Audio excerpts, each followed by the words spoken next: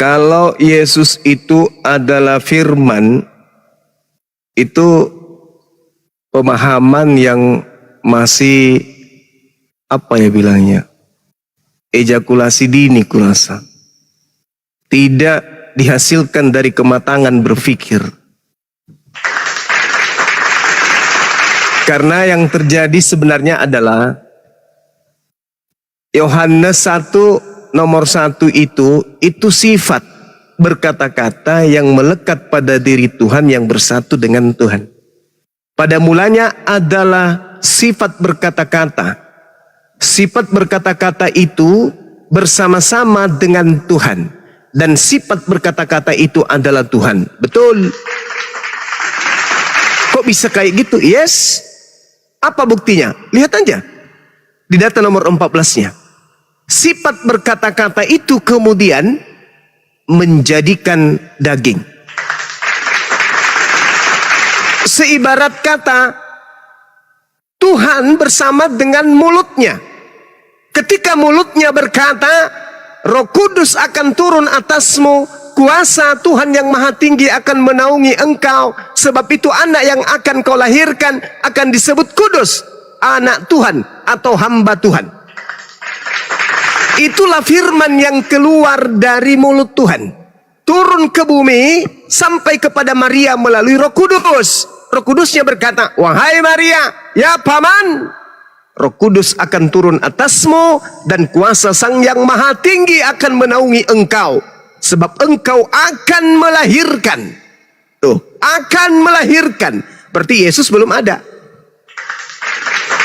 Yesus belum ada. Yang ada hanyalah firman yang keluar, terlontar dari mulut Tuhan.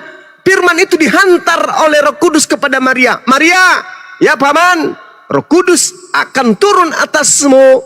Kuasa yang Maha Tinggi akan datang menaungi engkau. Sebab itu anak yang kau kandung dan akan kau lahirkan itu akan disebut anak suci. Anak, siapa yang dimaksud di situ? Yesus. Apakah sudah ada Yesus? Belum. Belum. Jadi Yesus itu bukan firman. Yesus adalah manusia suci yang dilahirkan oleh perawan suci dari firman Tuhan yang keluar dari Tuhan. Bukan Yesus keluar dari langit turun ke bumi.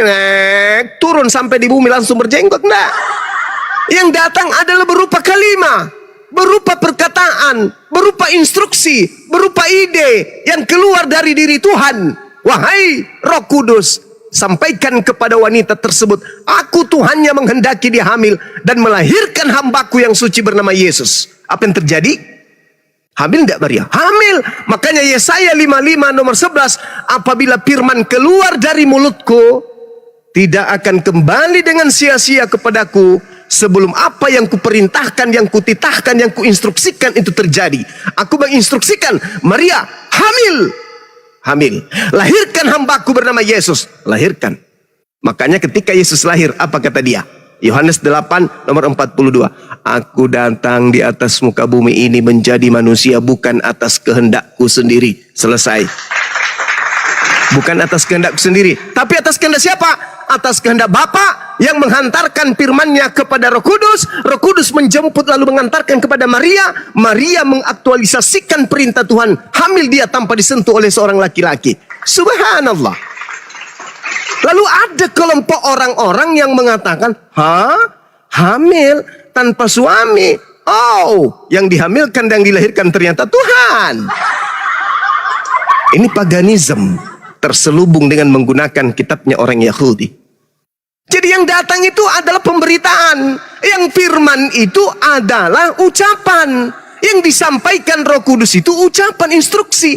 Kalau Anda ingin kali menuhankan Tuhan, manusia, selayaknya yang Anda tuhankan itu siapa? Maria. Jangan Yesus. Yesus nanti penuh Roh Kudus ketika dia dibaptis di sungai Yordan. Maria itu dikatakan kuasa yang Maha Tinggi akan mengenaungi engkau. Roh Kudus akan turun atasmu. Sebab itu anak yang kau lahirkan akan disebut anak yang suci. Kalau anaknya saja suci, bagaimana ibunya? Jadi kalau Anda ingin kali menuhankan manusia, lebih baik Anda menuhankan ibunya Tuhan Anda. Ingat, ingat. Adalah hukum alam, kambing melahirkan kambing, sapi melahirkan sapi, kucing melahirkan kucing, manusia melahirkan manusia. Maria, manusia atau Tuhan? Manusia. Berarti yang dilahirkan Maria adalah manusia. Yang dilahirkan secara suci, yang dilahirkan secara kudus. Karena itu bukan dihamili oleh laki-laki, tapi dia hamil atas instruksi Sang Yang Maha Tinggi untuk menciptakan kemudian hambanya yang suci untuk menjadi pemimpin di tengah-tengah Bani Israel. Ya Bani Israel, inni Rasulullahi ilaikum. Matius 15 nomor 24. Aku diutus kepada Bani Israel untuk menjadi seorang gembala sebagai pemimpin untuk Bani Israel. Jelas itu. Jadi saudara, kalau Anda mengatakan Yesus itu firman, Anda keliru. Yesus itu bukan firman. Apa buktinya? Coba lihat. Di dalam Yohanes 1:14. Firman itu telah menjadi daging. Sama ketika Anda menjelaskan. Ketika Tuhan mengatakan, jadilah terang. Maka kita kemudian sebagai penulis akan menuliskan. Maka firman itu telah menjadi tata surya. Karena ketika Tuhan mengatakan jadilah terang, terang itu jadi matahari. Jadilah hamil, jadilah melahirkan, lahirlah Yesus. Jadilah terang, jadilah matahari. Jadilah bumi, jadi alam semesta ini. Jadi bumi kita ini, dunia kita ini. Jadilah Pluto, Plato dan seterusnya. Semuanya, jadilah Mars, semuanya jadi. Pada mulanya adalah firman. Mazmur 33 nomor 9. Allah memberi perintah, maka semuanya ada. Yesus tak ada. Lalu kemudian Tuhan memberi perintah. Hamil, wahai Maria. Hamil, adalah Yesus. Tanpa perintah, Yesus tak ada. Tanpa kuasa Tuhan, Maria nggak hamil. Kecuali digagahi oleh suaminya. Ini, makanya saya katakan, ketika Anda mengatakan Yesus itu adalah firman, dan firman itu adalah Tuhan, mohon maaf, bahasa sederhana saya katakan, itu pemahaman ejakulasi dini. Terlalu terburu-buru, tidak dihasilkan dari kematangan berpikir. Demikian. Semangat saya. Baik, terima kasih Bang Jumat. Tadi saya terpotong dan belum menjelaskan lebih detail ya. Ini yang saya tangkap, ini yang saya sampaikan ini bukan dari kata-kata saya, tetapi dari kata-kata Yesus sendiri. Ya. Pertama, Yesus itu memutlakan dirinya itu sebagai firman. Dari mana saya tahu? Yang pertama, sebelum Yesus lahir, bangsa Israel itu sudah ada firman. Betul atau enggak? Sebelum Yesus lahir, bangsa Israel itu sudah ada firman. Gitu loh. Nah, lalu di dalam Injil Matius, Markus, Lukas, Yohanes itu semua dikatakan bahwa dengan demikian, contoh di dalam Matius 2 ayat 17. Dengan demikian, genaplah firman yang disampaikan oleh Yeremia kepada siapa? Yesus. Halo? Halo? Begitu juga semuanya. Terus ada kata penggenapan. Genaplah nas ini ketika dibacakan. Pada hari ini genaplah nas ini ketika kamu mendengarkan. Jika kamu percaya Musa, kamu juga akan percaya karena Musa menuliskan tentang aku. Itu semua Yesus katakan sendiri bahwa dialah sedang menggenapi firman yang ada sebelum dia lahir. Itu yang pertama yang saya mau katakan tadi itu ya. Makanya dikatakan tadi apa? Semua firman yang telah engkau sampaikan itu ketika Yesus belum lahir, bahwa itu di bangsa Israel ada firman.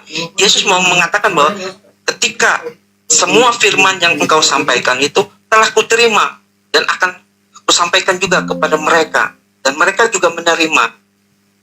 Jadi ini perkataan Yesus sendiri bahwa dia sedang menggenapi firman yang ada atau firman sebelum Yesus lahir. Itu yang pertama. Kemudian yang kedua, tadi Yesus sendiri mengatakan, aku ini berasal dari Allah langsung. Halo? Halo? Halo? Iya, lanjut Bang.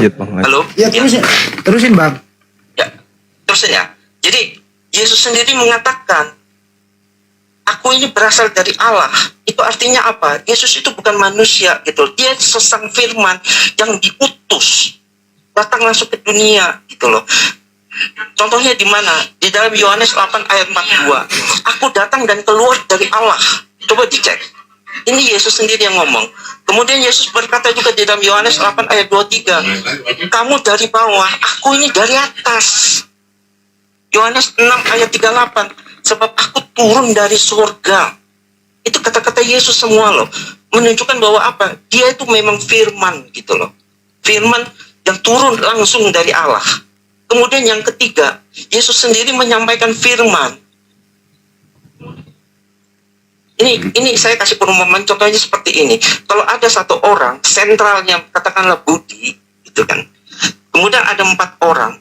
Orang pertama ini ingin menyampaikan pesan dengan menyebut Budi berkata atau kata Budi. Lalu sampai ke orang keempat, kemudian sampai kepada Budi sendiri. Apakah Budi langsung mengatakan Budi berkata atau kata Budi? Enggak. Lalu Budi sendiri yang ingin menyampaikan itu, Budi mengatakan apa? Aku berkata. Itu Yesus loh. Jadi Yesus menyampaikan firman itu dengan ucapan aku berkata sesungguhnya. Nah itu firman. Boleh dicek di dalam Matius 24 ayat 35. Langit dan bumi akan berlalu, tetapi perkataanku tetap tidak akan berlalu. Jadi saya bisa menyimpulkan bahwa ini perkataan Yesus sendiri langsung, bahwa dia adalah sang firman gitu loh. Nah bedanya antara saya tidak menganggap bahwa firman Tuhan itu adalah Tuhan. Enggak ya. Itu dua identitas yang berbeda. Contoh seperti ini ya. Saya ingin mungkin teman-teman atau Bang Zuma mungkin mau sebenarnya sih poinnya itu ada di dalam Tritunggal sih sebenarnya. Kata utusan itu sebenarnya masuk ke dalam poin Tritunggal yang inti pokoknya itu. Karena apa? Saya akan memberi contoh ya. Seandainya saya membawa Bang Zuma berdiri di depan menghadap sebuah laut. Lalu laut itu di dalamnya pasti ada air. Dan ketika kita ambil contoh katakanlah gayung atau apa kita cedok, maka muncul namanya apa? Air laut. Ketika tadi pertama kali saya bilang Bang Zuma kita menghadap melihat laut. Sekarang kita cedok air, namanya air laut. Lihat, di belakang itu ada kata laut. Apakah itu dia laut? Bukan. Dia air yang keluar dari laut. Makanya namanya air laut. Seperti itu, perumpamaan saya seperti itu. Jadi, seolah-olah Yesus itu adalah Tuhan. Saya tidak mengatakan seperti itu, gitu loh. Saya mengatakan Yesus adalah firman Tuhan. Laut pasti punya air. Airnya itulah yang keluar. Yesus mengklaim bahwa dia itu seperti itu, gitu loh. Dan itu penilaian saya pribadi bahwa Yesus itulah sang firman. Jadi ketika saya mengeluarkan air itu, lalu saya cicip, kemudian ada rasanya asin, itu berarti mengandung apa? Garam laut. Betul? Laut, air laut, dan garam laut. Apakah itu laut? Bukan. Itulah 3 identitas dari Tritunggal sebenarnya. Makanya yang dari tadi saya setuju dengan pertama kali Bang Zuma bilang ada 2 identitas di situ. Saya percaya, saya setuju gitu loh. Saya ngamini bahwa Yesus adalah sang firman. Firman Tuhan itu. Apa alasannya? Dari yang tadi saya sebutkan. Ada 3 yang mutlak di dalam diri Yesus sendiri yang mengatakan bahwa dia itulah sang firman itu, gitu loh. Oke, cukup Makanya, Pak. Ditanggapi dulu. Ya, cukup. Ya. Oke, Kepanjangan, sorry. Baik, silakan Bang Zuma. Iya. Analogi. Laut ketika diambil seember tetap saja air. Air laut adalah air. Diambil seember dibawa kemanapun tetap aja air. Ya, karena massa dan juga rasa, lalu kemudian cakupan muatan di dalamnya adalah hal yang sama. Apakah Anda ingin mengatakan bahwa Yesus manusia, Bapa yang ada di langit manusia?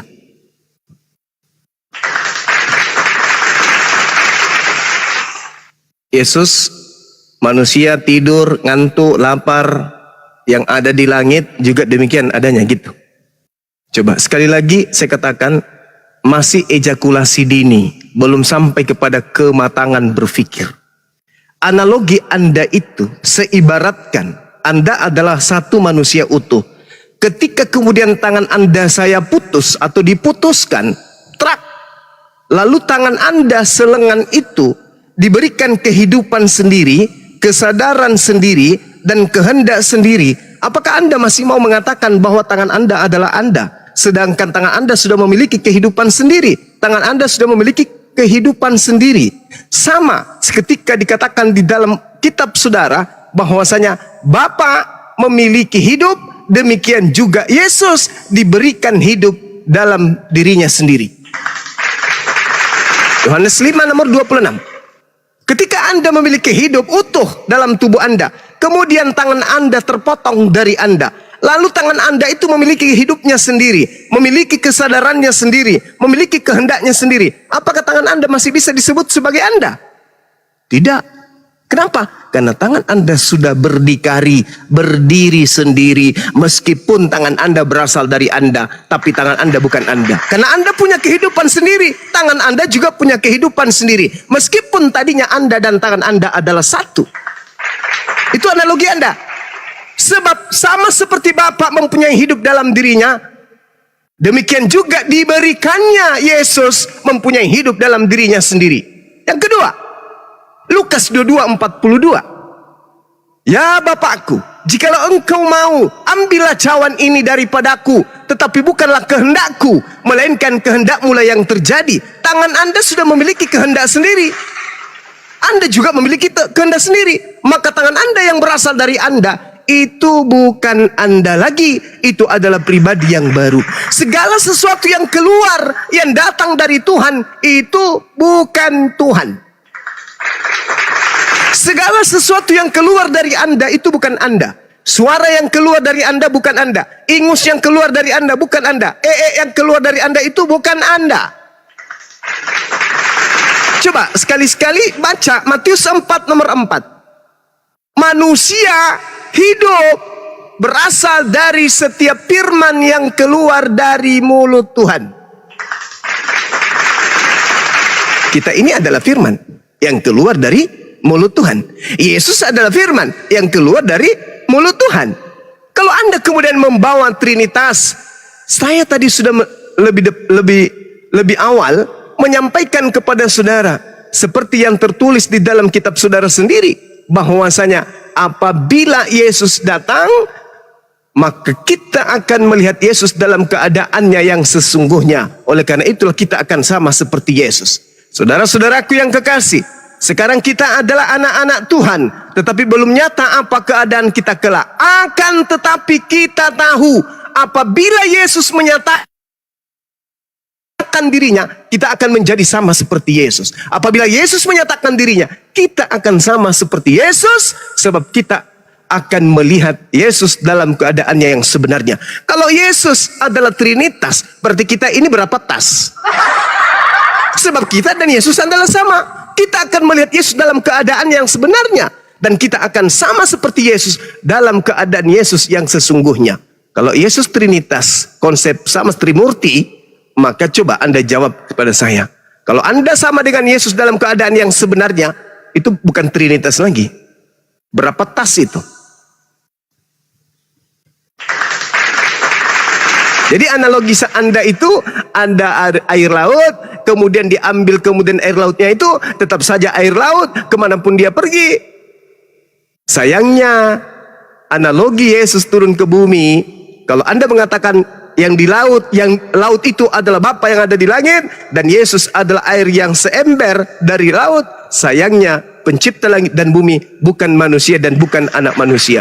Bilangan 23 nomor 19, Hosea 11 nomor 9, 2 Samuel 7:22, Yeremia 10 nomor 6, Tuhan tidak serupa dengan manusia. Air yang ada di ember serupa dengan air yang ada di laut. Air yang ada di periuk serupa dengan air yang ada di laut. Air yang Anda ambil dari laut serupa dengan air yang ada di laut. Sedangkan Yesus tidak serupa dengan pencipta langit dan bumi. Analogi Anda keliru. Masih ejakulasi dini. Belum mencapai kematangan berpikir. Silakan. Ya silakan Pak. Halo. Jadi sebentar ya Bang ya. Ya. Ini penonton semua kok izin ya penonton semua bahwa saya ini Handi Slebes. Ini bukan Handi Oten ini yang ngomong. Yang ini via telepon. Karena ini Pak Willy adalah seorang Kristen. Ingin diskusi dengan Mbak Nyuma tapi dia nggak bisa masuk TikTok. Dia minta ke saya dari sore kan gitu. Ya lanjut Bang, lanjut. Ya, ya menarik ini Bang Cuma. Saya benar-benar suka dengan pembahasan seperti ini. Tadi Bang Zuma mengatakan manusia, Yesus itu manusia, gitu ya. Karena dari awal dia dilahirkan, betul. Tapi lihat, ketika dia menjadi manusia, dia tidak selamanya akan menjadi manusia, begitu Bang Zuma. Jadi tahunnya dari mana? Ketika saya mengatakan bahwa ketika dia kemarin lahir, dia tidak akan selamanya menjadi manusia, gitu loh. Itu pandangan saya melihatnya dari Yesus ketika dia membawa 3 orang murid di dalam Injil naik ke atas gunung, ya, dan tercatat semuanya itu. Halo. Ya terusin Pak. Ya, lanjut. Ya, ya. Jadi Yesus itu tidak selamanya akan menjadi manusia, gitu loh. Karena apa? Ketika tercatat di dalam 3 Injil, Matius, Markus, dan Lukas, terutama di Matius 17 ayat 1, Markus 9 ayat 2, Lukas 9 ayat 28, Yesus dimuliakan di atas gunung. Itu Yesus sudah membuktikan, memberitahu kepada 3 orang murid, Petrus, Yakobus, dan Yohanes, melihat bahwa Yesus berubah rupa menjadi cahaya yang bersinar. Dan di samping kanan kiri itu ada Elia dan Musa. Gitu loh. Kenapa 3 orang murid ini tahu bahwa itu Elia, itu Musa? Padahal jarak mereka lahir dengan Yesus itu berbeda jauh sekali. Karena pandangan saya bahwa ketiga murid itu melihat wujud rupanya Elia dan Musa itu berbentuk manusia. Itu menandakan bahwa dulu dia manusia, sekarang dia manusia, dan akan datang dia akan berubah. Rupanya seperti manusia, gitu loh. Berbeda dengan Yesus. Ya, jadi pandangan saya bahwa Yesus tidak akan selamanya menjadi manusia, begitu. Karena dia akan melepaskan kemanusiaannya ketika dia sudah sampai di surga, gitu loh. Wujudnya akan berubah. Dan di sanalah kita tahu bahwa Yesus saat itu tidak berada bersama manusia. Berarti dia bersama penghuni surga. Nah, disitulah saya baru mengenal dan tahu bahwa Yesus tidak akan selamanya melekat kemanusiaannya dia. Sehingga saya boleh menyimpulkan, kalau tidak sebagai manusia, dia sebagai apa? Itu.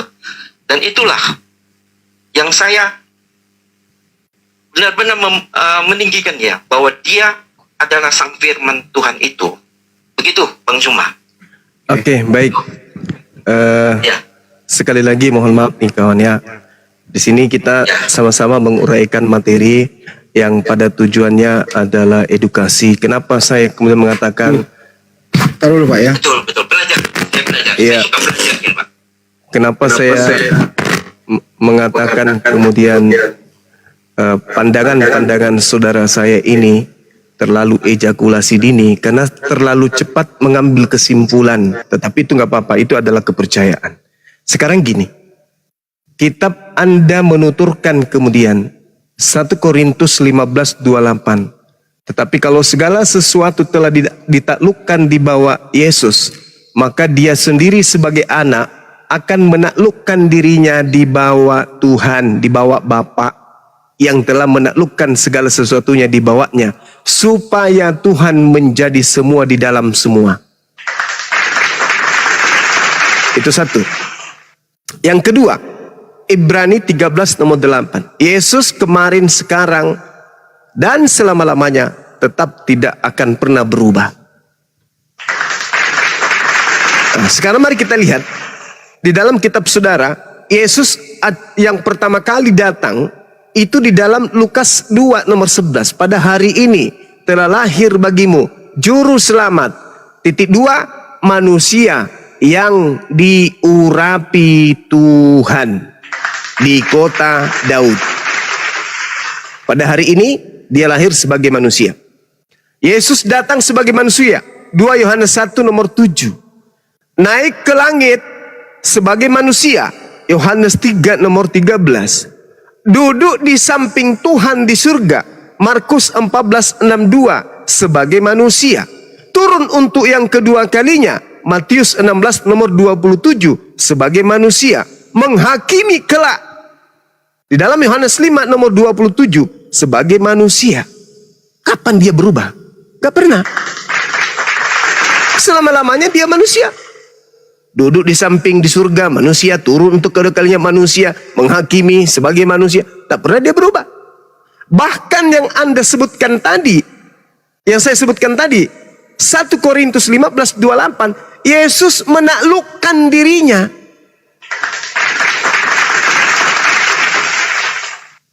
Karena hanya ada satu Tuhan kelak nantinya, yaitu Allah. 1 Korintus 15:28. Nah, kalau itu juga tidak mempan, silakan Anda baca 1 Yohanes 3 nomor 2. Saudara-saudaraku yang kekasih, sekarang kita adalah anak-anak Tuhan.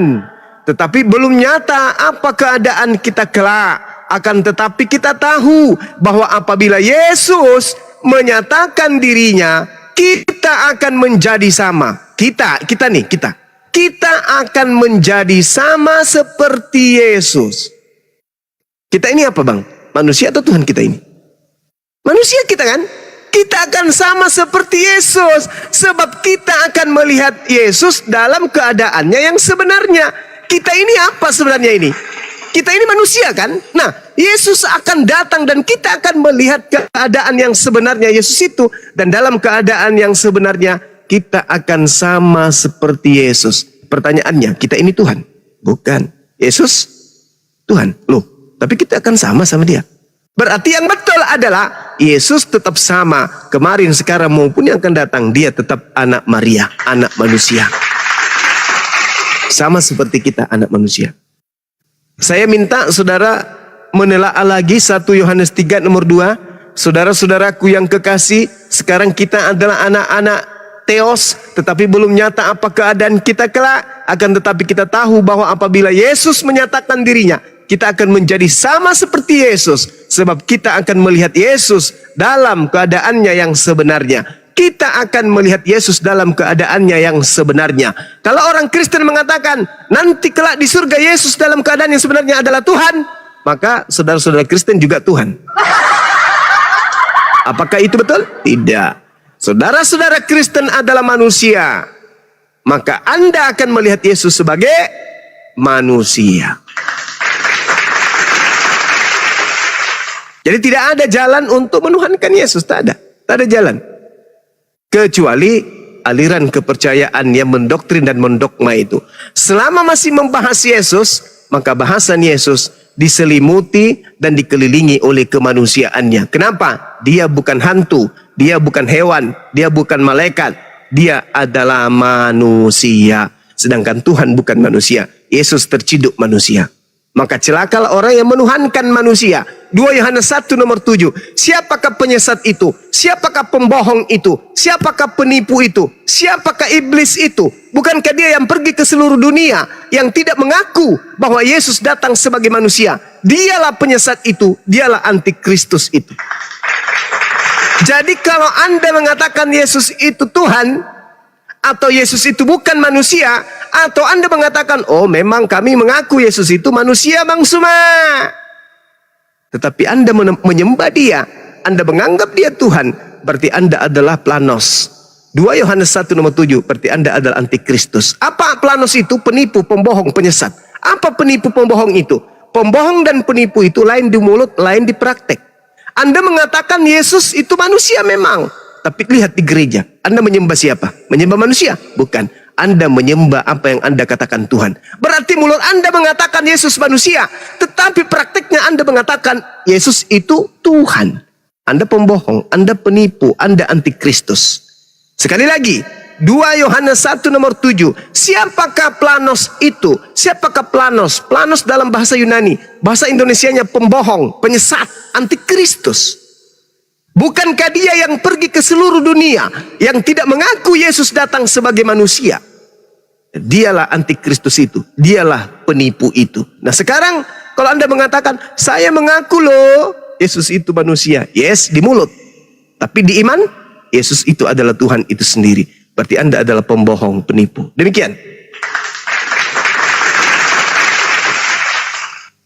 Oke, halo. Silakan Pak. Ya, saya masih tetap ada satu argumentasi buat Bang Zuma. Silakan. Kalau kita lihat dalam Matius, Markus, dan Lukas, itu ada diceritakan bahwa anak manusia akan datang dalam kemuliaan dan kuasa. Ya, sekali lagi, anak manusia akan datang di dalam awan dengan kuasa dan kemuliaannya, diiringi oleh malaikat-malaikat. Pertanyaan saya, apakah itu manusia? Apakah itu bisa seorang manusia yang seperti itu? Tercatat di dalam Matius 25:31, Matius 16:27, Markus 13:26, Lukas 21 dan 27. Saya langsung bertanya gitu, apakah itu mencirikan bahwa itu seorang manusia? Apakah itu bisa mencirikan bahwa itu seorang nabi atau raja atau imam yang seperti itu? Jadi kalau memang masih saya mengatakan bahwa Yesus tetap manusia, itu menurut saya sesuatu yang tidak bisa ditangkap dan tidak bisa disinkronkan dengan ayat ini gitu. Karena apa? Dia datang dalam kemuliaan dan kuasa. Berarti tidak ada manusia yang bisa datang seperti itu sebagai manusia dengan kuasa dan kemuliaan gitu. Kita berbeda boleh ya, Bang Zuma ya? Halo? Ya. Silakan. Halo? Ya. Kita berbeda boleh ya, Bang Zuma ya? Maksud saya seperti itu. Boleh. Karena saya melihat bahwa ada data-data yang lain yang menunjukkan dan mengatakannya bahwa itu sebenarnya kalau kita pikir dan kita rasa itu nggak mungkin gitu loh. Jadi buat saya adalah ada data-data lain yang menunjukkan bahwa ternyata setelah Yesus melepaskan kemanusiaannya, Yesus nggak akan menjadi manusia lagi gitu loh. Mungkin yang Bang Zuma katakan tadi di 1 Yohanes itu kemuliaan yang sama gitu. Kita akan sama dengan Yesus itu dalam kemuliaan, bukan dalam wujud dan rupa. Mungkin ya, yang saya belum menelaah lebih dalam 1 Yohanes yang tadi Bang Zuma katakan, karena pasti ada kata-kata di dalam sana yang mengatakan perbedaannya gitu loh. Cuma saya tetap fokus karena cerita Yesus itu ada di dalam Injil Matius, Markus, Lukas, dan Yohanes gitu. Jadi saya terus menerus mengupas di sana gitu. Saya tidak keluar dari konteks daripada ini gitu loh. Nah, itulah yang tadi saya katakan bahwa rasanya kok berbeda gitu loh. Dengan data-data yang ditunjukkan yang ada seperti ini kok rasanya nggak pas gitu loh menurut saya. Demikian, Bang Zuma, silakan. Iya, baik. Masya Allah. Jadi tolong setelah ini Anda mendengarkan uraian kata per kata dan bentuk kalimat supaya pesan saya itu sampai. Jadi gini, ketika Yesus itu datang, Anda lihat di Bible bagaimana iblis berusaha kemudian menyesatkan Yesus dan pengikutnya. Iblis senantiasa mencoba Yesus. Iblis senantiasa kemudian mempengaruhi orang-orang untuk mengkhianati Yesus. Iblis senantiasa kemudian merasuki orang-orang agar mencelakai Yesus. Itu fakta. Yang kedua, iblis tidak hilang ketika kemudian Yesus itu telah disalibkan. Iblisnya tidak berhenti. Ada kekuatan di dalam diri iblis untuk menjalankan aksi bagaimana Yesus ini bisa dituhankan. Terbukti, Yesus sendiri mengatakan di dalam kitab saudara, waspadalah kepada penyesat yang datang kepadamu dengan memakai namaku. Dan berkata, akulah Yesus. Waktunya sudah dekat, jangan kau percaya. Itu satu. Yang kedua, ketika saudara kemudian menganggap Yesus ini Tuhan, karena alasan-alasan dia akan datang kemudian dengan malaikat-malaikatnya. Ini Yesus yang mengatakan? Bukan. Bukan Yesus yang berkata demikian. Lalu siapa yang berkata demikian? Ya pengarang. Dari mana mendapatkan ilmu itu? Tanya diri Anda. Sebab di dalam kitab yang sama yang Anda punya, Wahyu 12 nomor 9. Iblis tua juga memiliki malaikat-malaikat. Bahkan kalau Anda melihat kemudian di dalam Wahyu 12 nomor 7, Mikael dan malaikat-malaikatnya berperang melawan naga yang dibantu oleh malaikat-malaikatnya juga. Sementara Yesus ketika dia masih ada di bumi, dia tidak pernah mengatakan kalau dia itu punya malaikat. Dia tidak pernah mengatakan aku punya malaikat. Tapi setelah terangkat ke langit, tulisan-tulisan muncul belakangan mengatakan Yesus akan datang beserta dengan malaikat-malaikatnya Yesus. Padahal sesungguhnya kalau itu dipaksakan, Yesus hanya ditatang oleh malaikat, dikawal oleh malaikat. Coba Anda lihat di dalam Matius 4 nomor 6. Kata iblis apa? Ada tertulis, jika benar engkau adalah anak Tuhan, maka Tuhan akan mengutus malaikatnya agar menatang engkau.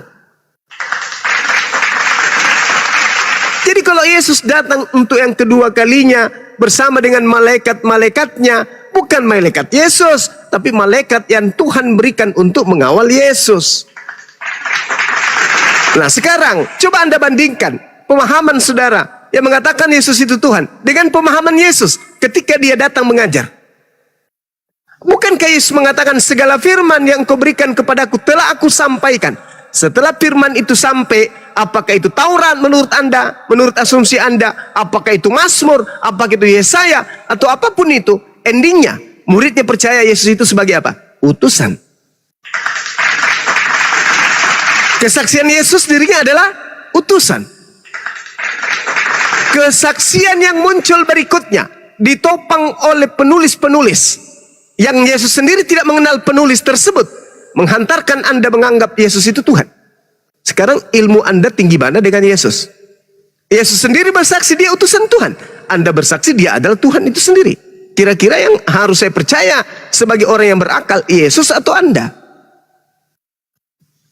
Karena Yesus di dalam Matius 7, orang-orang yang jauh lebih hebat dari saudara, yang sampai pada level bermujizat, bernubuat, mengusir setan pakai nama Yesus, pun diusir oleh Yesus. Matius 7 nomor 22 nomor 23. Pada hari terakhir nanti banyak orang memanggil aku Tuhan, Tuhan. Bukankah kami bernubuat, bermujizat, mengusir setan pakai namamu? Pada saat itulah aku akan berterus terang kepada mereka, enyahlah daripadaku, aku tidak mengenal kalian. Kalian semua adalah pembuat kejahatan. Ada apa? Bukankah orang ini ilmunya terlalu tinggi sampai dia bisa mengusir setan dalam nama Yesus? Tapi kenapa diusir? Dianggap sebagai penyesat. Yang lalu apesnya lagi, Yesus mengaku, aku tidak mengenal kalian. Loh, bukankah mereka bermujizat dengan memanggil namamu? Bukankah mereka mengusir setan dengan memanggil namamu? Kata Yesus, mereka tidak melakukan kehendak Bapakku. Menyembah Yesus itu kehendak siapa? Menuhankan Yesus itu kehendak siapa? Beribadah kepada Yesus itu kehendak siapa? Bukankah dia hanya jalan? Bukankah dia hanya kebenaran? Bukankah dia hanya hidup? Menuju kepada siapa? Menuju kepada Bapa yang ada di langit. Dia bukan tujuan, dia hanya jalan. Dia hanya membawa kebenaran. Dia hanya memberi hidup kepada siapa yang mengikuti jalan dan kebenaran yang ditunjukkan. Makanya dikatakan hidup kekal itu mengenal dia satu-satunya Tuhan dan mengenal diriku sebagai utusan. Lalu Kristen ini dari mana? Anda diusir karena Anda tidak melakukan kehendak Bapaknya Yesus. Yang diterima kemudian pemujaan-pemujaannya kepada Yesus yang bermujizat pakai nama Yesus hanya mereka Bani Israel yang melakukan kehendak Tuhannya Yesus. Bukan saudara Kristen. Kenapa saudara Kristen juga bisa mengusir setan pakai nama Yesus? Karena kata Yesus di dalam Matius 24 nomor 24, bahkan Matius 24 nomor 4, nomor 5, nomor 6 sampai nomor 9, bahwa penyesat itu mampu kemudian melakukan mujizat-mujizat. Itu. Jadi kalau Anda mengatakan bahwasanya Anda masih ada satu hal, yaitu bahwa Yesus datang untuk kedua kalinya dikawal dengan malaikat-malaikatnya. Ingat, Yesus tidak pernah mengatakan dirinya punya malaikat. Yang punya malaikat itu iblis, naga, si ular tua. Kemudian, ingat, di dalam Matius 4 nomor 6, Yesus berkata, jangan engkau mencobai Tuhan.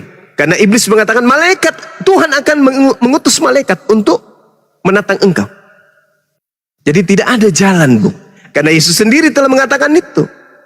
Jadi kalau Anda memaksakan untuk menuhankan Yesus, silakan. Tetapi saya hanya ingin mengatakan, siap-siaplah diusir oleh Yesus. Karena Yesus yang Anda percayai, Yesus yang menghantarkan Anda menuhankan oknum yang bernama Yesus, itu bukanlah Yesus yang Nabi yang datang kepada Bani Israel, tetapi Yesus yang datang kepada Paulus, Ananias, dan penulis kitab Wahyu. Itulah yang membimbing saudara menuhankan yang bernama Yesus, dan kelak Yesus akan mengusir saudara. Demikian. Baik, mungkin kita closing ya. Saya Silakan. Statement. Iya. Ya, mungkin saya closing statement karena tadi Pak Suna bilang ada endingnya sudah tadi pembahasannya Pak Suma. Gak apa-apa. Saya berbeda pendapat itu wajar. Saya senang gitu loh. Tapi izinkan saya untuk menerangkan lagi apa yang tadi disampaikan oleh Bang Suma. Tadi Bang Suma mengatakan bahwa saya lupa di Matius berapa yang Tuhan Matius 7:21. Matius 7:21. Ya, itu ya. Aku telah bernubuat dan aku telah mengusir setan dengan namamu. Tolong Bang Suma perhatikan di sana bahwa di sana tertulis adalah penyalah engkau pembuat kejahatan. Pertanyaan saya adalah yang pertama, apakah mengusir setan dengan nama Yesus? Ketika saya bertemu dengan orang di tengah jalan, contoh katakan seperti itu, saya bertemu dengan orang yang kerasukan setan, lalu saya mengusir dalam nama Tuhan Yesus, dia hilang setannya, dia sembuh, langsung dia memuliakan Allah. Apakah itu pembuat kejahatan? Yang pertama. Terus yang kedua, tadi juga dikatakan bahwa semua pembuat kejahatan, saya berdoa, orang yang sakit saya sembuhkan. Apakah dalam nama Yesus saya menyembuhkan orang dan orang itu sembuh, lalu orang itu memuliakan Allah? Apakah itu termasuk pembuat kejahatan? Nah, itu yang mesti Bang Zuma tadi review ya. Karena di sana tadi terdapat dua kata, pembuat kejahatan dan pekerjaan, bahwa mengusir setan, bernubuat dalam nama Yesus itu pekerjaan yang bukan jahat gitu loh. Tapi yang jahat adalah ketika saya mau mengusir setan, tetapi setelah dia sembuh, lalu di ujung sana ada kotak tolong dong, isi uang itu yang sesuai saya mau, itu pembuat kejahatan. Seperti itu. Jadi Yesus mau mengusir orang-orang yang pembuat kejahatan yang seperti itu. Jadi saya tadi menangkap dari bawah ya. Terakhir Bang Suma tadi menyampaikan seperti itu, saya mereview. Satu. Terus yang kedua, Bang Suma, mohon maaf, kita berbeda nggak apa-apa. Tetapi saya ketika mengatakan Yesus Tuhan, itu bukan dari iblis, itu bukan dari roh jahat. Kenapa saya bisa mengatakan itu? Terletak di dalam Matius 16 ayat 16. Ketika Petrus ditanya, siapakah, Yesus bertanya kepada murid, siapakah aku menurut kalian? Petrus dengan lantang mengatakan bahwa engkaulah Mesias, anak Allah. Apa jawab Yesus? Bukan engkau yang ngomong, tapi Bapa yang ngomong. Itu artinya apa? bahwa ketika saya bisa menyebut Yesus itu Tuhan, itu bukan diri saya. Itu bukan roh jahat, bukan. Itulah Roh Kudus, gitu loh. Karena ada Roh Kudus. Makanya tadi yang saya katakan Tritunggal itu.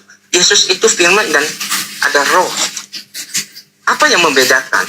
Bahwa yang membedakan itu adalah ketika Rohku tinggal di dalam kamu, dialah yang akan memuliakan aku.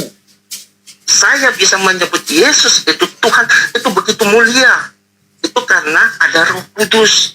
Bukan saya, bukan seorang manusia. Contoh katakanlah ini, saya adalah Willy, bukan saya ngomong, gitu loh. Saya bisa mengatakan itu karena ada Roh Kudus.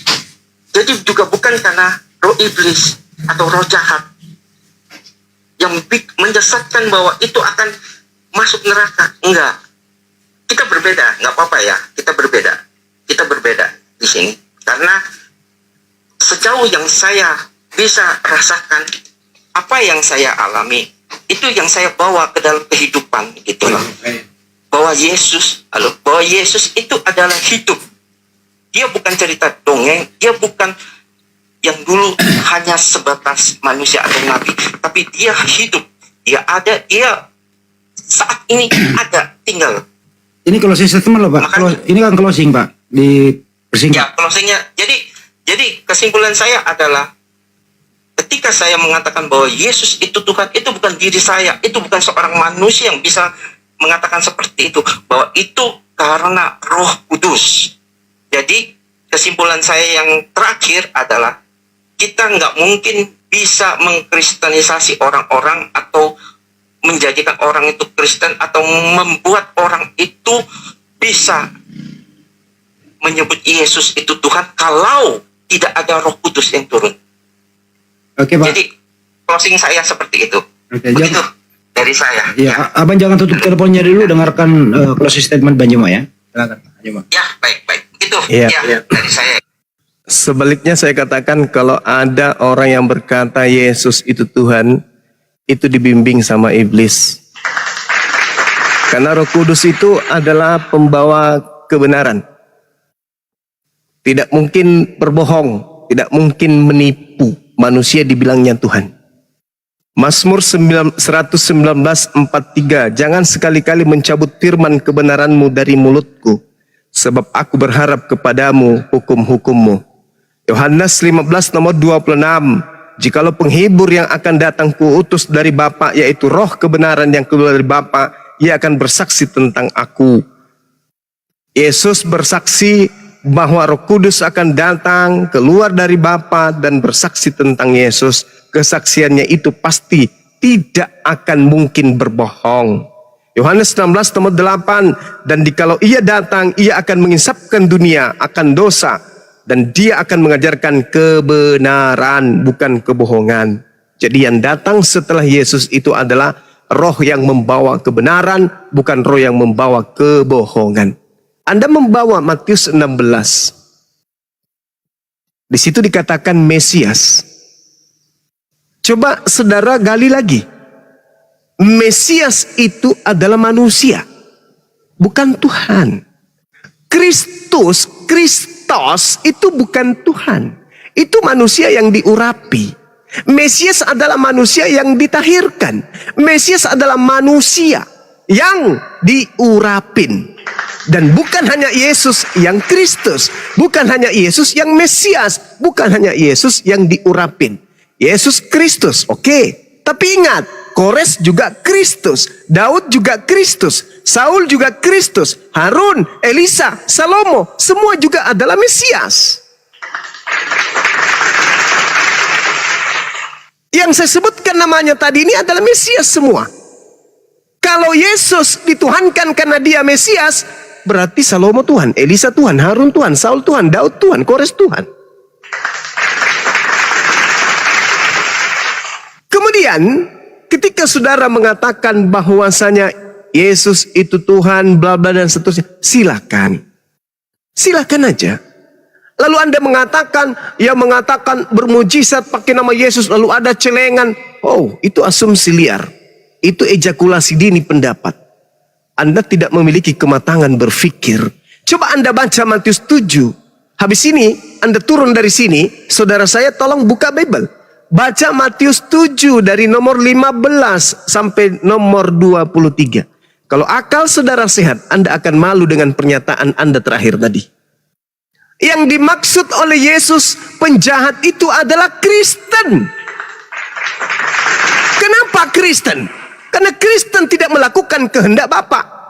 Apa kehendak Bapa itu? Hukum Taurat. Tidak ada Bapa berkehendak manusia melakukan hukum Roma, hukum Galatia, hukum Efesus, hukum Korintus, hukum Filipi, hukum itu. Paulus punya merek. Tidak ada Tuhan berkehendak agar manusia kemudian mengikuti 13 bukunya Paulus. Tidak ada Bapa berkehendak agar mengikuti Lukas, Markus, Matius, Yohanes. Tidak ada. Kehendak Bapa adalah menjalankan hukum Taurat. Kristen menjalankan hukum Taurat? Tidak sama sekali. Di mulut, yes, namanya juga Kristen. Jadi kalau Anda membaca kemudian Matius 7 nomor 15 sampai nomor 23, di mana Yesus mengusir orang-orang yang menyembahnya, barulah Anda menyadari, harusnya Anda malu mengucapkan ucapan barusan. Waspadalah kepada nabi-nabi palsu. Yesus, Kisah Para Rasul 13 nomor 1, Paulus itu adalah nabi, tapi palsu.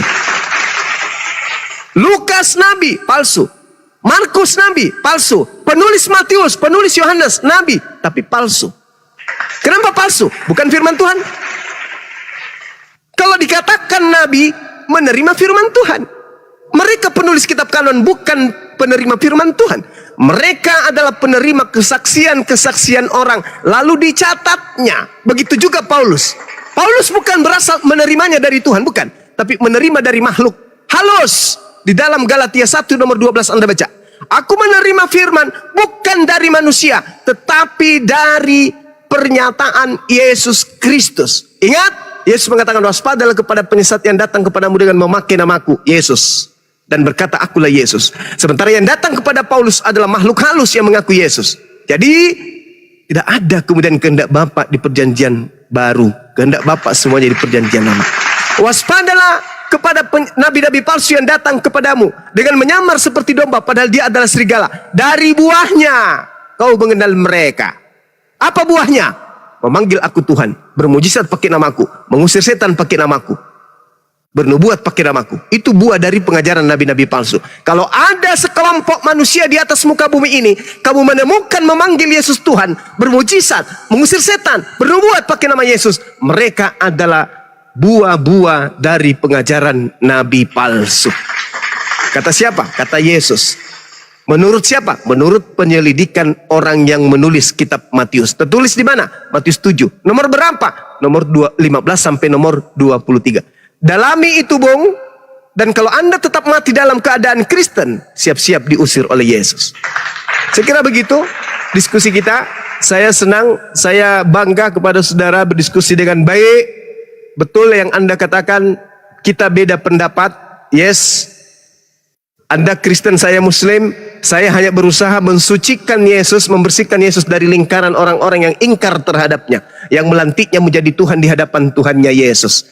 Tak ada hak saya untuk membuat Anda menjadi keluar dari Kristen. Tak ada hak saya untuk membuat Anda menjadi mu'alaf. Semuanya saya serahkan kepada Tuhan saya, Allah Subhanahu wa Ta'ala. Demikian. Terima kasih, Bang. Terima kasih. Makasih Siap. banyak Bang Zuma. Salam. Silakan. Saya kenal. Siap. Diri saya. Bang, sebelum pamit Bang, saya mau nanya, sebenarnya Pak Will ini sembahan Anda ini Yesus atau Bapak sembahan Anda, Bang? Sembahan saya yang saya katakan tadi, Tritunggal. Jadi di dalam Allah ada firman, ada roh. Yang mana, Pak? Namanya sebut satu nama, Bapak atau Yesus atau Roh Kudus? Yesus. Yesus. Oh, berarti Pak Will ini nggak menyembah Bapaknya Yesus? Menyembah. Berarti sembahan Anda dua? Jadi, bukan. Tetap satu. Sama seperti yang tadi saya katakan. Bahwa kalau misalkan saya membawa Bang Hendi menghadap laut. Lalu di dalam laut itu ada air. Ada garam juga kan? Bang, saya nggak perlu analogi. Enggak. Maksudnya ini asumsi. Argumentasi saya. Kan gini Bang, ada Bang tuh. Ini cuma terakhir nih Bang. Kan gini loh Bang, kita tutup ya. Sekarang kan sekarang Yesus udah naik ke surga. Nah, sesuai dengan Bible Bapak. betul. Di surga itu ada Bapa, ada Yesus tetap manusia, ada Roh Kudus. Jadi ada 3 oknum, 3 pribadi yang berbeda. Yang mana yang Anda sembah? Saya menyembah Yesus di dalam. Jadi semacam gini, saya kasih contoh, satu lingkaran, ada lingkaran di dalamnya, ada lingkaran lagi gitu loh. Bisa nggak sih Pak tidak pakai contoh langsung menyebut gitu? Yesus, Ya, saya udah. menyembah Yesus. Berarti Anda menyembah anaknya Maria gitu ya? Anaknya Maria. Iya. Jadi Tuhan Anda anaknya Maria gitu ya? Sembahan Anda, oke? Anaknya Maria. Iya, makasih. Makasih Pak. Lain kali. Baik, terima kasih. Lain kali masuk TikTok ya Pak. Nanti pelajari masuk TikTok ya. Oke. Siap, Oke. siap. Makasih, Pak. Selamat malam. Oke, makasih ya, selamat malam. Gimana pertanyaan saya terakhir Banyu Pak? Ya, pertanyaan yang mudah tapi sulit hanya akan melahirkan deretan orang-orang yang diterangkan di dalam Al-Quran, yukhadi'una allaha walladina amanu wa ma yakhda'una illa anfusihim. Mereka hendak menipu Allah dan menipu orang-orang beriman, padahal sebenarnya mereka menipu diri mereka sendiri. Wah, Bang Zuma dan teman-teman, saya cuma mau tanya Bang, untuk memang berarti dalam pemahaman Islam itu artinya Yesus itu memang manusia ya. Terus yang saya pikir selama ini, kalau memang Yesus itu manusia, terus apakah betul-betul adil itu Allah yang menciptakan semua manusia? Apakah kenapa langsung Yesus yang langsung diangkat naik ke surga kalau memang Yesus itu cuman manusia? Kenapa nggak adil berarti? Maksudnya dalam arti kenapa nggak ikut semua lah orang-orang yang pada saat itu, yang memang pada saat itu beriman semua Yesus, kenapa nggak ikut terangkat juga kalau memang dalam arti ya di apa kayak di anak tiri kan, artinya yang lain yang beriman pada saat itu ya artinya mengikuti Yesus, kenapa juga nggak ikut naik ke surga Bang Suma? Iya. Itu saja mungkin pertanyaan. Iya. Justru itu bentuk keadilannya Tuhan. Karena kalau sampai Yesus dibunuh, lalu kemudian iblis tetap berkarya menjadikannya Tuhan, lalu nanti yang akan menyatakan kepada orang Kristen bahwa aku bukan Tuhan itu kan orang yang sudah mati, tidak melihat keadaan yang sesungguhnya sesuai dengan apa yang dalam Al-Quran. Nabi Isa diangkat ke langit dan dia tidak mati, maka dia akan datang kedua kalinya kemudian untuk menjadi hakim bagi orang-orang Kristen. Orang Kristen akan dihakimi.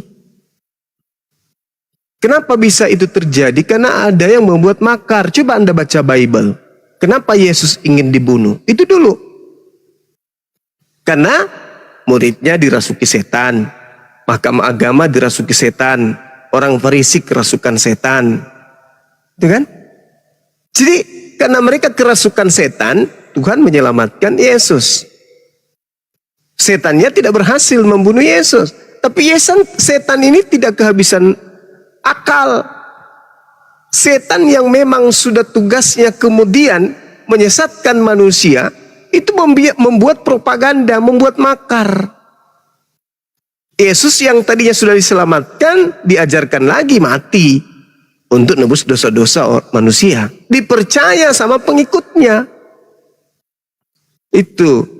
Jadi Yesus itu diangkat ke langit untuk datang kedua kalinya menjadi hakim bagi terdakwa, yaitu orang-orang Kristen. Itu yang tadi yang saya katakan di Matius 7. Orang Kristen diusir oleh Yesus karena mereka telah melakukan sesuatu yang mungkar di hadapan Tuhan, yaitu menuhankan manusia Yesus di hadapan penciptanya Yesus. Enyahlah daripadaku, kalian semua adalah pembuat kejahatan. Nah, Anda harus paham juga bahwa latar belakang kemudian Yesus itu diangkat ke langit bukan karena mau menebus dosa, enggak. Bukan karena bangkit dari kematian, tidak. Yesus diangkat dan diselamatkan oleh Allah ke langit karena umatnya kala itu mayoritas bersekongkol ingin membunuh Yesus hanya demi mengamankan tempat suci mereka dan bangsa mereka dari perampasan tentara Romawi, bangsa Romawi. Hanya karena itu iblis bekerja. Setelah ini kita akan buat lagi rancangan baru. Yesus mati untuk tembus dosa-dosa manusia. Itu bukan dari Tuhan itu. Coba Anda baca. Dari kitab Kejadian sampai kitab Hosea. Anda tidak akan pernah menemukan kemudian adanya dalil Tuhan menebus dosa dengan membunuh manusia. Itu tidak ada. Itu muncul nanti di kitab saudara. Sedangkan kitab saudara bukan firman Tuhan. Itu adalah tulisan-tulisan orang yang tidak dikenali, yang kemudian menginginkan Romawi dan Yunani memiliki ajaran itu tidak berhenti, tetapi berlanjut seterusnya sampai kiamat melalui nama yang mereka ambil, yaitu Yesus. Gitu Bang, coba pelajari sejarah penulisan kitab Septuaginta, Perjanjian Lama. Itu dari mana ke mana dan untuk siapa? Itu bukan untuk orang-orang Yahudi. Orang Yahudi punya kitab sendiri, namanya kitab Tanakh. Perjanjian lama yang Anda punya itu adalah perjanjian baru justru bagi mereka. Tidak pernah kitabnya Yahudi, kitab Tanakh itu disebut perjanjian lama, nggak pernah. Selamanya kitab mereka ini disebut perjanjian baru. Nah, muncul Kristen menggantikan perjanjian baru Tuhan kepada Bani Israel dengan sebutan perjanjian lama demi untuk mengangkat kemudian kitab mereka dengan menggantikannya perjanjian baru. Seperti itu saudara. Jadi Yesus itu diangkat ke langit karena dia akan datang menjadi hakim bagi terdakwa, yaitu Kristen. Demikian. Iya, terima kasih Bang Suma. Terus ini Bang, saya mau bertanya, Bang, memang di kepercayaan Islam itu artinya Yesus ini berarti ciptaan yang suci ya, suci lah artinya Bang ya, Iya, karena betul. dia apalah ya, yang membawa apa ya, kabar-kabar yang baik lah tuh. Tapi kenapa Yesus ini gimana? Tapi kenapa ini saya juga banyak temukan teman-teman dari apa, teman-teman Muslim selalu kata-katain Yesus itu saya heran. Jadi gini, Bu. Jadi gini. Enggak, ini cuman mungkin oknum yang bilang-bilang Yesus ini, Yesus itu. Padahal dia kan dalam kepercayaan Islam juga tetap manusia yang apa ya istilahnya suci lah. Begitu ya Bang semua. Cuman mungkin beberapa orang yang biasa ngata-ngatain Yesus itu Yesus. Itu Jadi saja gini, sih Bang yang sebenarnya di dalam kitab saudara itu ada dua Yesus yang harusnya saudara pahami. Cuman saudara Kristen ini tidak sampai ke sana pemahamannya. Waspadalah kepada penyesat yang datang kepadamu dengan memakai nama Yesus dan berkata, akulah Yesus. Itu kata Yesus yang asli. Di dalam Lukas 21 nomor 8. Sesuai dengan alur cerita yang ada di dalam Bible. Segala firman yang engkau berikan kepadaku telah aku sampaikan kepada mereka. Itu Yesus yang asli. Tidak lagi menyampaikan firman setelah dia terangkat ke langit. Tapi rupa-rupanya setelah Yesus terangkat ke langit, puluhan tahun kemudian muncul makhluk mengaku Yesus.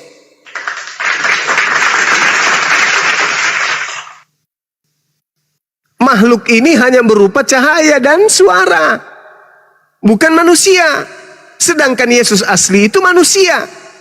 Yang datang kepada Ananias, yang datang kepada Paulus, yang datang kemudian kepada penulis kitab Wahyu, itu bukan Yesus anak Maria, itu Yesus lain. Makhluk halus yang ngaku-ngaku Yesus. Nah inilah yang merasuki kalian, menuhankan oknum yang bernama Yesus itu. Yang menggiring kalian kemudian untuk mempertuhankan oknum yang bernama Yesus yang Anda kira anak Maria, padahal bukan. Itu adalah Yesus yang dinubuatkan oleh anak Maria. Waspadalah kepada Yesus palsu yang datang kepadamu dengan memakai nama Yesus dan berkata, akulah dia, waktunya sudah dekat, jangan kau percaya. Matius 24 nomor 24. Di situ juga Yesus mengatakan, sebab Yesus palsu dan nabi-nabi palsu akan datang dan melakukan banyak mujizat, sekiranya dia menyesatkan banyak orang dan menyesatkan orang-orang pilihan juga. Yang datang Yesus palsu, datang kepada siapa? Kepada murid Yesus. Nah, ada nggak kemudian Yesus palsu diajarkan kepada murid Yesus? Ada. Siapa yang ngajarkan? Paulus dan teman-temannya. Aku bertemu dengan Yesus di padang gurun loh. Aku bertemu Yesus di dalam bilik penjara loh. Yesus yang mana yang kau temui? Yesus itu loh, anak Maria mana ada? Anak Maria sudah naik ke langit. Oh, dia akan turun lagi. Salah kamu. Yesus sebelum naik ke langit, dia sudah berpesan, adalah lebih baik jikalau aku pergi. Sebab kalau aku, Yesus, tidak pergi, maka dia, penolong lain itu tidak akan datang. Berarti yang datang setelah Yesus pergi siapa? Penolong lain. Yang datang kepada Paulus siapa? Yesus. Loh, mana yang betul? Katanya Yesus tidak akan, penolong itu tidak akan datang. Sebab kalau dia tidak pergi, penolong itu tidak datang. Maka dia harus pergi supaya penolong itu datang. Jadi menurut Yesus, setelah dia terangkat ke langit, ada dua yang datang. Yang pertama Yesus palsu yang penyesat. Yang kedua adalah roh kebenaran yang adalah seorang penolong. Nah, yang datang kepada Paulus siapa? Oknum yang bernama Yesus. Sementara kandidat Yesus ini adalah Yesus palsu. Yang betul adalah kandidat yang kedua, yaitu penolong lain yang akan memuliakan Yesus, bukan menghinakan Yesus. Yohanes 16 nomor 14, apabila roh kebenaran itu datang, apabila penolong itu datang, maka dia akan memuliakan aku, bukan menghinakan aku. Sedangkan Yesus yang datang kepada Paulus mengajarkan Paulus untuk menulis penghinaan-penghinaan kepada Yesus. Contoh, Galatia 3 nomor 13. Yesus telah menebus Kristen dari kutuk hukum Taurat dengan jalan menjadi kutuk. Sebab ada tertulis, terkutuklah orang yang digantung di atas tiang salib. Siapa yang terkutuk? Yesus. Terkutuk itu dimuliakan atau dihinakan? Dihinakan. Sementara Yesus menubuatkan sebelum naik ke langit, yang datang setelahku adalah seorang penolong, dia akan memuliakan aku. Bukan menghinakan, tapi memuliakan. Nah, apalagi yang ada di Pulau Patmos? Akulah Yesus, sang bintang timur. Loh, bukankah bintang timur itu Lucifer? Kenapa pula Yesus diidentikan dengan bintang timur?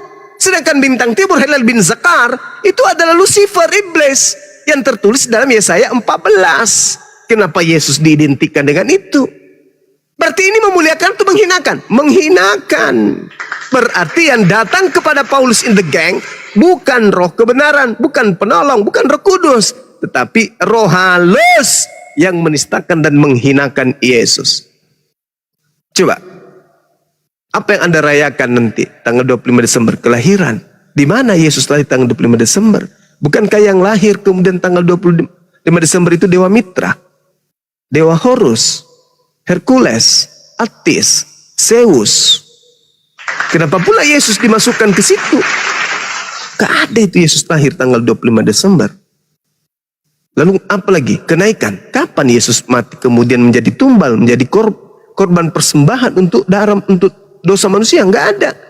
Tuhannya Bani Israel, Imamat 1 nomor 2, katakanlah kepada orang Israel apabila mereka hendak mempersembahkan kurban kepada Tuhan Elohim, hendaklah mereka mempersembahkan domba, kambing, lembu, sapi. Di mana dia pernah minta manusia sebagai korban? Tidak ada. Bahkan Tuhan melarang di Ulangan 11, Ulangan 18. Tuhan mengatakan, jangan kamu mempersembahkan anakmu kepada dewa Molok. Sebab aku Tuhan, aku sendirilah yang akan menentang dia. Karena telah mempersembahkan anak manusia kepada dewa Molok. Nah, hanya dewa Molok yang minta darah manusia. Kalau Elohim tidak pernah minta darah manusia, nggak pernah.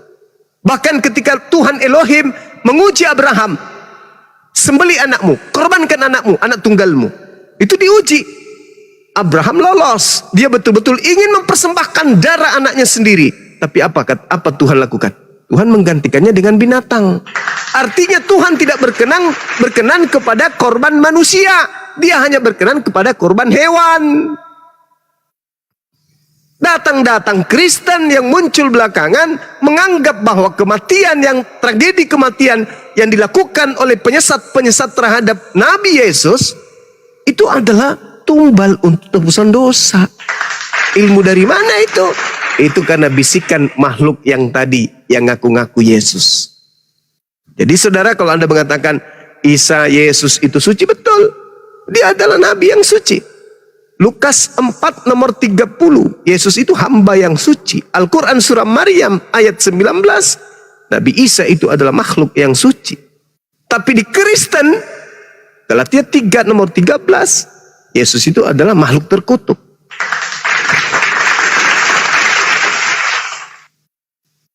Ya, jadi di dalam kitab Anda sendiri mengatakan ada dua Yesus. Yang Anda sembah bukanlah anak Maria. Makanya ketika nanti Anda berhadapan dengan Yesus, Yesus mengatakan, enyahlah daripadaku, kalian semua adalah pembuat kejahatan, aku tidak mengenal kalian. Padahal kalian sudah mengatakan, bukankah kami bernubuat, mengusir setan, bermujizat pakai namamu? Apa kata Yesus? Aku tidak mengenal kalian. Yang kamu sebut Yesus itu, Yesus yang sudah kuwanti-wantikan kepada pengikutku Bani Israel. Makanya Bani Israel tetap ada, tetap saja hari ini, Yudaism, tetap aja hari ini mereka menjadi praktisi Taurat, tidak menjadi Kristen mereka. Makanya di dunia ini ada Yahudi, ada Kristen. Kristen ini dari mana? Dari orang-orang yang mengikuti makhluk halus yang ngaku Yesus. Yudaism ini dari mana? Mereka yang masih melanjutkan pengajaran Nabi Musa sesuai dengan pengajaran Yesus agar Bani Israel kembali kepada hukum Taurat. Yahudi adalah sekelompok dengan Yesus. Kristen sekelompok dengan makhluk yang ngaku-ngaku Yesus yang datang di padang gurun. Gitu Bang, silakan. Iya, makasih Bang Suma. Terus nggak apa-apa ya, saya banyak tanya nih Bang. Iya, silakan. Terus Bang Suma ini yang terus diimani umat Islam itu berarti nanti yang datang menghakimi itu Yesus ya, yang dari untuk datang menghakimi orang-orang Kristen, Yesus. Oh iya Bang, berarti itu yang tetap Abang imani juga ya di Islam ya Bang? Iya, kami beriman. Yesus nanti yang kami, sebenarnya gini, namanya adalah Iso. Karena kalau di dalam Ibrani Yishmael, huruf I-nya hilang menjadi Ismail. Yesu menjadi Isa dalam bahasa Arab. Oknum yang sama, pelafalan yang berbeda, tugas yang sama, oknum yang sama. Kenapa bisa berbeda? Karena adanya Yesus yang muncul belakangan, yang ngaku-ngaku Yesus, makhluk yang muncul belakangan ngaku-ngaku Yesus. Itulah yang kalian sembah.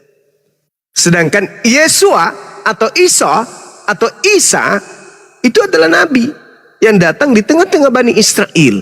Dia akan datang menjadi hakim. Makanya di dalam Al-Quran itu ditanya, wa iskalallahu ya Isa bin Maryam, Isa bin Maryam, a anta qulta linnas tahizuni wa ummi. Wahai Isa, wahai Yesua, wahai Yesus, apakah engkau yang mengajarkan mereka menuhankan dirimu selain daripada aku? Nabi Isa mengatakan, qala subhanaka ma yakunu li an aqula ma laysa li bihaqq. Maha suci engkau ya Allah, aku tidak pernah mengatakan apa yang bukan hakku untuk aku katakan. Yang aku katakan adalah apa yang diperintahkan olehmu, yaitu sembahlah Allah Tuhanku dan Tuhanmu. Yohanes 12 nomor 49 nomor 50. Sama.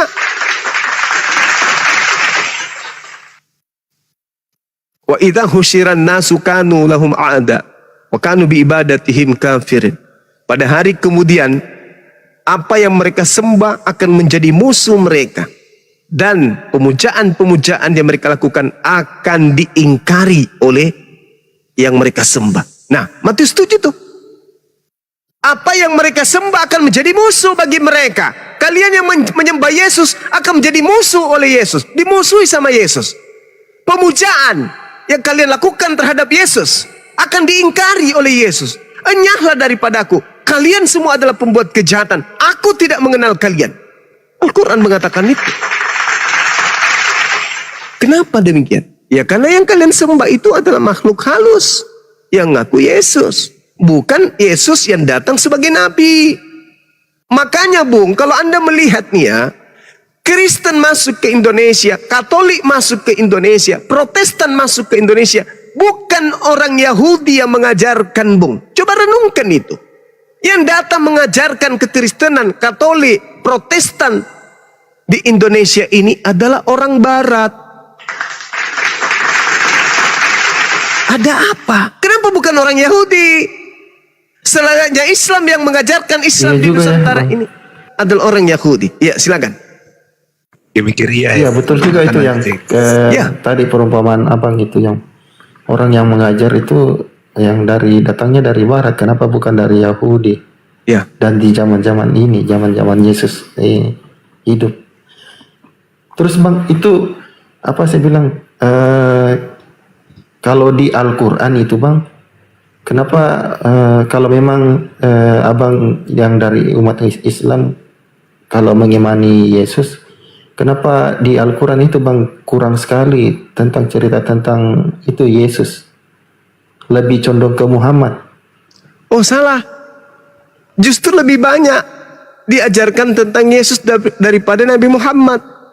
Al-Quran surah Maryam, Al-Ma'idah, Ali Imran, apalagi As-Sukhruf, itu As-Saf, itu membahas tentang Nabi Isa semua tuh. Sedangkan Nabi Muhammad, apa yang dibahas tentang beliau? Namanya cuma berapa kali disebut dibandingkan Nabi Isa alaihissalam. Bahkan di dalam Al-Quran, nama ibu daripada Nabi Isa disebutkan. Surah Maryam, tidak ada surah Aminah, ibunya Nabi Muhammad.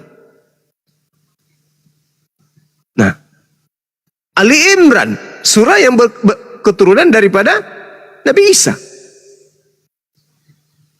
Sedangkan Nabi Muhammad enggak. Nah ini yang perlu. Artinya Al-Quran datang memang tujuannya untuk meluruskan akidah yang kemudian dibengkokkan oleh orang-orang terdahulu terhadap para nabi. Jadi Al-Quran itu tidak egois mengangkat derajat diri sendiri dalam arti kata mengedepankan kemudian sukuisme, enggak. Karena Al-Quran itu datang untuk seluruh alam semesta, bukan untuk sekelompok bangsa, tapi seluruh alam semesta. Untuk memperbaiki alam semesta ini, maka hal-hal yang rusak yang terkait dengan pengajaran para nabi yang dibengkokkan, itulah yang diluruskan oleh Al-Quranul Karim.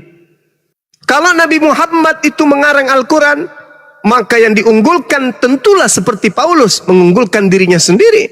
Nabi Muhammad tidak mengunggulkan dirinya, tidak mengunggulkan keturunannya, tidak mengunggulkan kemudian kedua orang tuanya dan suku bangsanya, enggak. Tapi Al-Quran datang sebagai rahmat untuk seluruh alam semesta, bukan rahmat untuk Bani Ismail. Sebagaimana Yesus, aku diutus hanya kepada domba yang sesat dari Bani Israel. Sebagaimana Musa, dia diutus hanya kepada domba Bani Israel dari perbudakan Mesir. Seperti itu bang. Iya bang, saya juga ini sedikit buka lah masalah kehidupan saya itu. Memang saya itu bang, saya silsilahnya memang dulu bapak Kristen, mama Muslim. Iya. Terus apa ya? Saya juga ikut begitu bang. Istri juga Muslim. Istri saya Muslim bang. Dan kalau yang namanya hati bang, saya juga belum bisa memaksakan dia yang masuk ke saya atau saya yang harus ke dia. Nantilah kalau dibilang kepercayaan kan bang, kita sementara mencari apa yang bagus untuk keselamatan kita masing-masing. Jadi kemarin itu bang, saya punya istri, sampai sekarang masih Muslim bang, istri saya. Kemarin itu di 2016 dia jatuh sakit bang.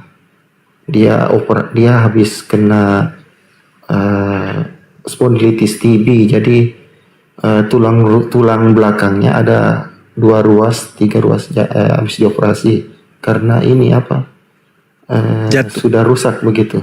Oh, Pernah jatuh waktu kecil. waktu kecil. Iya. Nah, yang jadi pertanyaan saya kemarin itu pada saat sakit di rumah sakit selama 3 bulan itu, Bang, saya juga di lain pihak dia juga dari pihak keluarga manggil ustadz atau para kepercayaan dari umat muslim kan, Bang, toh, untuk berdoa mendoakan kesembuhan.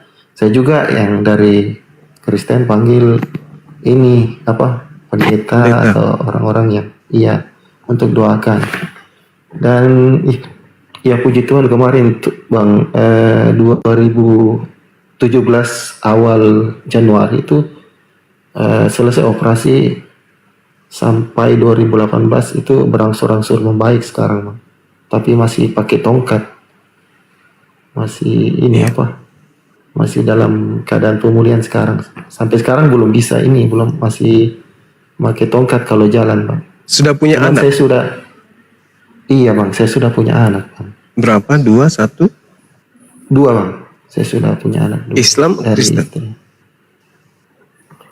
Saya juga itu nggak tahu mau fair bagaimana, Bang. Cuman saya bilang sama istri, ya udah kalau memang nanti dia besar, dia yang pilih lah apa yang menurut mereka baik. Kita cuma mengajarkan saja ya. Dan saudara Jack ini sayang kepada anaknya? Sayang, Bang, sayang. Ke istri?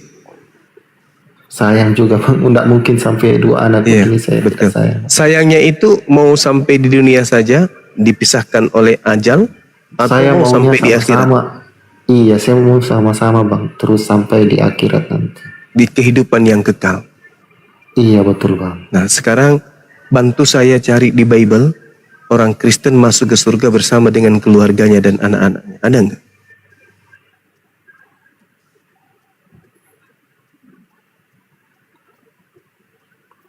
Iya, Bang, ini saya kan sedikit-sedikit juga saya masuk ke room apologet Islam untuk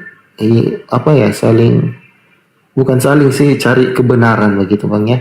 Karena kehidupan saya seperti sekarang ini ya boleh dikatakan juga saya masih saya mau supaya istri dan anak-anak saya maksudnya selamatlah dunia akhirat, Bang, gitu. Makanya saya sering masuk juga dengar-dengar pemikiran dari umat-umat muslim seperti Bang Suma kan yang paling, apalagi Bang Yonatan Nandar juga. Saya juga sering masuk ke tempat Kristen juga. Jadi saya masih masih mutar-mutar terus untuk cari kebenaran firman, karena saya pikirnya juga yang Abang kan di isi Al-Quran juga biasa ditentang sama orang Kristen. Nah, dari Abang juga kan ada juga pemahaman menentang isi-isi Alkitab kan, Bang, begitu. Jadi saya juga ini ya boleh dikatakan pada intinya, Bang, saya percaya memang Yesus nanti yang datang untuk menghakimi, itu saja. Dan saya juga takutnya itu, Bang, takutnya itu. Sekarang begini, Bang. Kita tuh sebagai kepala rumah tangga, siang malam kita nggak peduli hujan panas mencari nafkah untuk anak-anak kita, karena kita sayang. Tapi kalau kesayangan kita ini, rasa sayang ini hanya sebatas duniawi, ya untuk apa? Sama seperti saya nih, orang tua saya sudah meninggal dunia. Apakah masih ada harapan untuk bertemu dengan mereka? Ada. Al-Quran saya membimbing saya untuk mengatakan itu. Jannatu adnin yadkhulunaha wa man salaha min abaihim wa azwajihim wa zurriyatihim.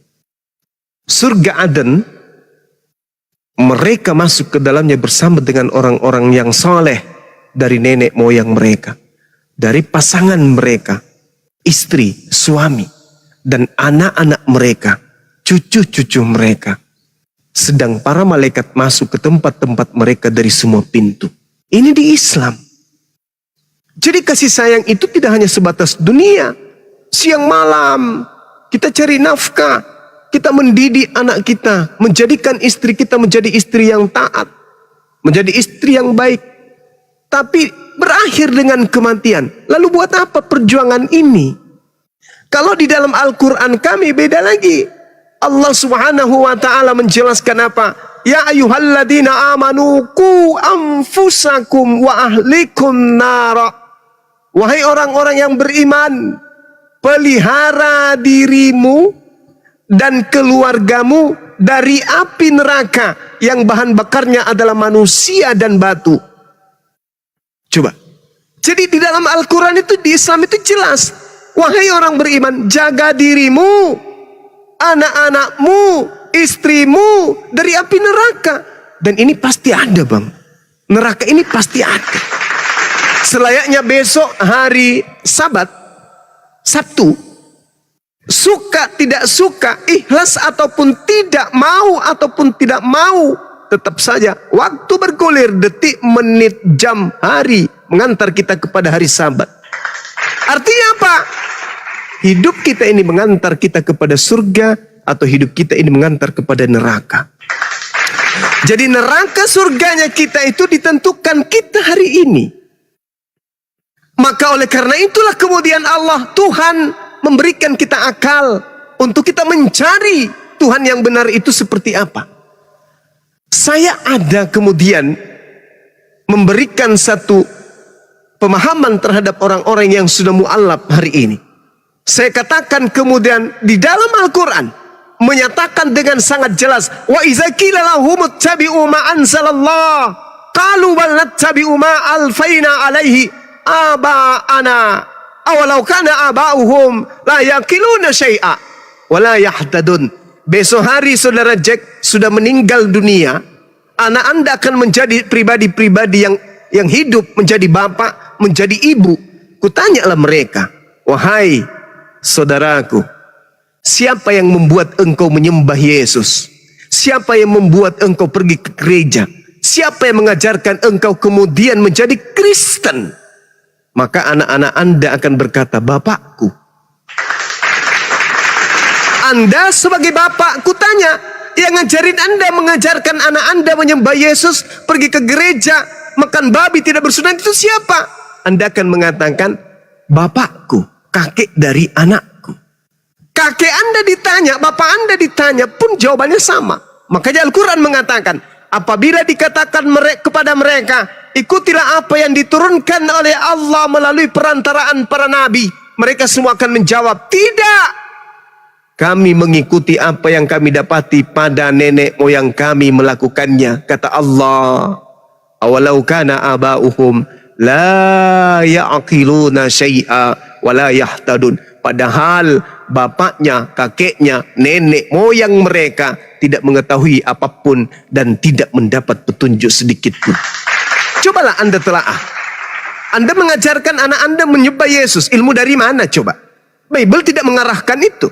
Anda mengajarkan anak Anda beribadah hari Minggu, ke gereja lagi. Dari mana ilmunya? Dari nenek moyang. Karena di Bible tidak ada perintahnya. Itu. Jadi Al-Quran 1400 tahun silam sudah memberitakan tentang tabiat, karakteristik orang-orang kafir.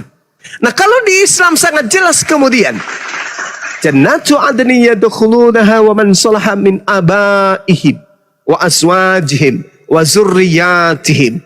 Anak boleh pergi lebih dulu, istri boleh pergi lebih dulu, tapi kita sebagai suami, sebagai pemimpin sudah membekalinya kemudian dengan amalan-amalan saleh. Maka apa endingnya? Di kemudian hari kita akan bertemu dengan orang yang kita rindukan. Saya rindu sama mama saya, rindu kepada bapak saya. Tapi ketika mereka hidup, mereka membimbing saya menjadi anak yang saleh, membimbing saya untuk mendapatkan ilmu, sehingga ketika mereka meninggal, anak saleh melakukan kesalehannya, amalannya tetap menuju kepada mereka. Ilmu yang mereka tanamkan kepada anaknya Bang Soma dimanfaatkan kemudian kepada jalan yang betul, dan memiliki kemudian pengikut-pengikut yang juga menjalankan jalan yang betul. Maka amalan seluruh manusia mendengarkan pencerahan yang dilakukan oleh manusia mengalir terus menerus kepada kedua orang tua saya, meskipun mereka sudah tak ada. Maka kembalinya kepada jannatu adnin yadkhulunaha. Jadi saya punya harapan, rindu serindu-rindunya kepada ayah yang membesarkan dari sejak saya punya tangan lemah, gak bisa berjalan, masih mau digendong, masih mau disapih oleh ayah, oleh ibu, disuapin. Rindu pelukan mereka, rindu dekapan mereka, rindu kecupan mereka. Nantinya akan saya dapatkan kembali setelah kami berkumpul di jannah bersama. Bung, di kehidupan dunia ini, dalam rumah yang sederhana, makannya sederhana, pembaringan yang sederhana, alat sekedarnya, kita berkumpul dengan anak istri kita, makan apa adanya, bahagia sekali. Di dalam surga, dalam kehidupan yang kekal, tak ada kesudahan, kita bersama dengan orang-orang yang kita cintai. Kurang apa lagi nikmat Allah yang diberikan kepada kita ini. Tapi kalau di Kristen ditanya, kamu cukup satu istri? Yes. Gak boleh poligami? Ya. Tapi di akhirat nanti kamu masih sama dengan suamimu? Gak ada dalilnya. Kamu masih sama dengan suamimu? Gak ada dalilnya. Kami hanya hidup seperti makhluk roh, seperti malaikat, memuji dan menari. Memuji dalam kehidupan kekal. Haleluya, haleluya, haleluya. Coba ucapkan itu dalam 1 jam. Kalau tidak robek mulutmu. Bukan 1 jam lagi. Di kehidupan berikutnya, kehidupan kekal tak ada ujungnya. Hanya memuji kayak begitu. Itu bukan surga coy. Itu neraka. Menari dan memuji. Coba kau praktekkan menari 1 jam. Tanpa makan, tanpa minum. Kayak mana ceritanya itu dikatakan sebagai kebahagiaan. Lalu kemanusiaanmu kemana? Hilang. Rasa sayangmu, kasih sayangmu, rindumu, hasratmu sebagai manusia hilang. Yes, karena kami hidup seperti malaikat. Itu siksaan. Itu siksaan. Itu bukan surga. Kalau di Al-Quran, anak-anak kita kelak bersama dengan kita dalam kehidupan kekal, dalam kebahagiaan yang tak ada taranya. Siapa yang tak bahagia? Makanya Al-Quran mengatakan bahwa jannah itu tempat orang-orang yang berbahagia. Surga itu tempatnya kebahagiaan. Surga itu tempatnya kenikmatan. Kesempurnaan kebahagiaan dan kenikmatan itu adanya di surga.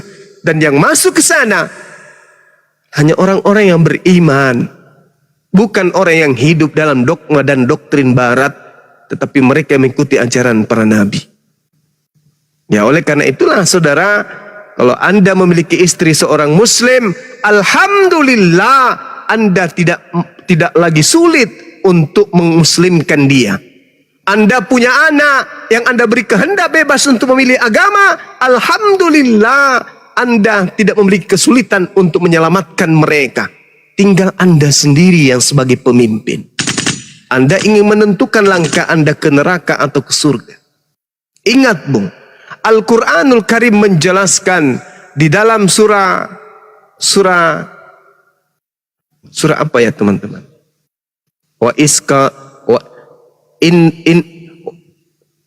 Innal ladina qalu rabbunallah tsumma istaqamu. Ada yang ingat surat apa itu? Fabashshirhu bil jannah, maka sampaikanlah mereka kabar gembira tentang surga. Barang siapa yang berkata Allah adalah Tuhanku,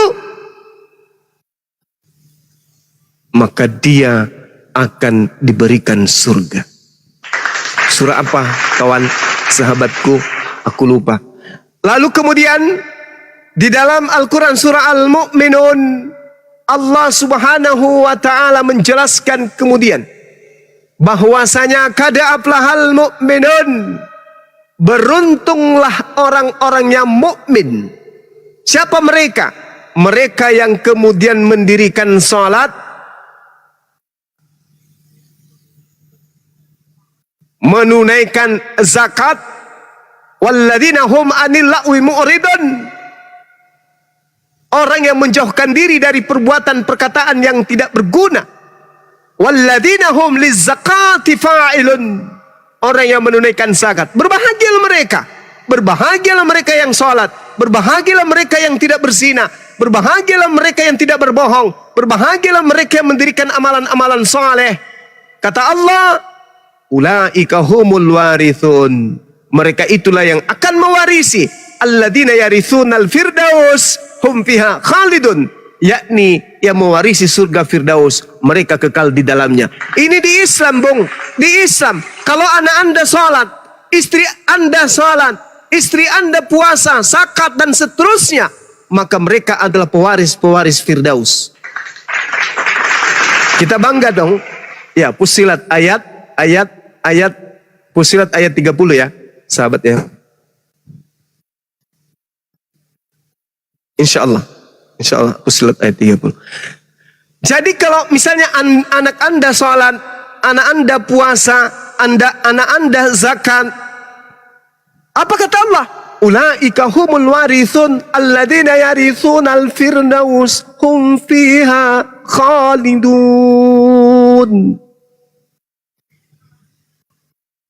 Mereka akan mendapatkan warisan. Kita bahagia kalau kita punya harta warisan berupa tanah, berupa rumah.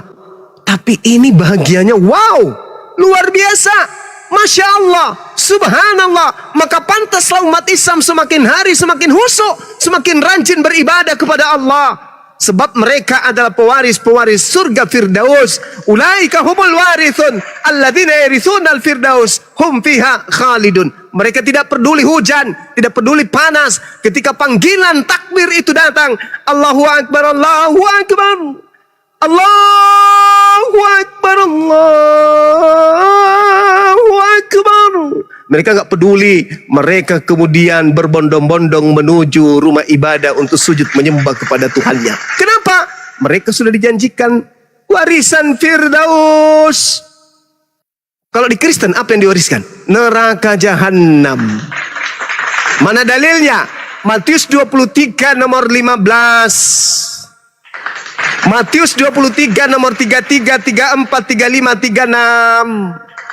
Matius 7 nomor 15, nomor 16, 17, 18, 19, 20, 21, 22, 23. Tuh. Kristen diwariskan kepada mereka neraka jahanam. Matius 13 nomor 50. Islam diwariskan surga Firdaus. Al-Quran surah Al-Mu'minun ayat 1, 2, 3, 4, 5, 6, 7, 8, 9, 10, 11. Maryam ayat 72. An-Nasiyat ayat 3, 37, 38, 39, 40. Fussilat ayat berapa tadi? Ayat 30. Subhanallah. Nah, tinggal Anda berpikir. Banyak orang yang cinta dan ingin masuk Islam, mencari kebenaran, tapi berat dengan istrinya. Mana mau istri saya masuk Islam? Banyak orang yang ingin mencari kebenaran hidayah Islam, tapi dia berat untuk anaknya. Anda, istri sudah muslimah, anak pun kemudian lembut untuk supaya dimasukkan ke Islam. Tinggal Anda. Masya Allah. Masya Allah.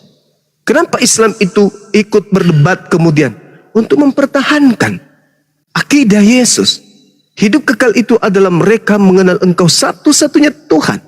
Dan mengenal Yesus Kristus sebagai apa? Sebagai utusan. Islam percaya Yesus utusan? Percaya. Lalu Islam percaya Tuhan yang mengutus Yesus itu satu-satunya Tuhan? Percaya. Lalu tiket apa lagi untuk mendapatkan hidup kekal yang kurang di Islam? Tak ada. Yannaka kiblatan tardaha wa walli wajhaka syatral masjidil